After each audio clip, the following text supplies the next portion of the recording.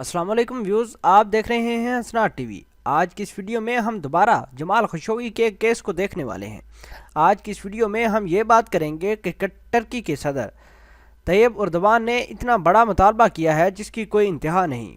Turkey के सदर ने शहज़ादा मोहम्मद बिन सलमान को ओहदे से हटाने का बड़ा मुतालबा कर दिया है और साथ में इस बात की भी ख्वाहिश जाहिर की है कि सख्त तरीन एक्शन लिया जाए सऊदी हुकूमत की जानब से शहज़ादा मोहम्मद बिन सलमान के ख़िलाफ़।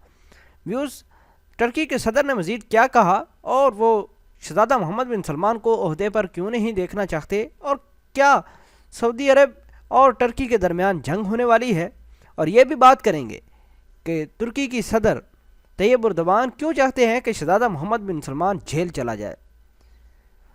वीडियो जानने से पहले हम आपसे गुजारिश करते हैं कि आप हमारे इस चैनल हसनाट टीवी को सब्सक्राइब कर लें ताकि आने वाली हर लेटेस्ट वीडियो से आप बाखबर रहें। व्यूज़, चलते हैं वीडियो की जानब।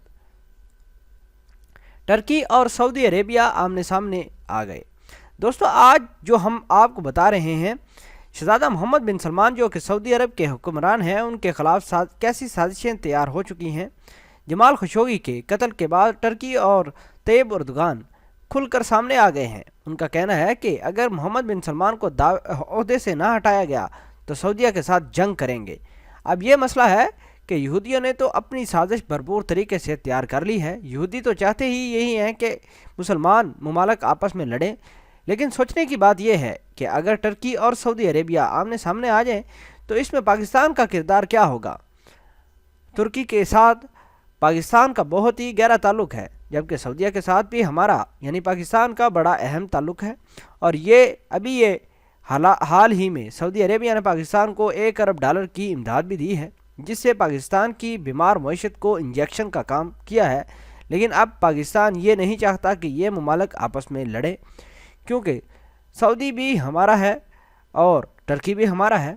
इसमें इमरान खान का क्या फ़ैसला करेंगे, आपको अंदाज़ा तो हो गया होगा कि हालात किस तरफ जा रहे हैं। क़यामत की निशानियां काफ़ी हद तक तो पूरी हो चुकी हैं, लेकिन अभी जो मामलात रह गए हैं उनकी तरफ ये दुनिया किस तरफ तेज़ी से जा रही है,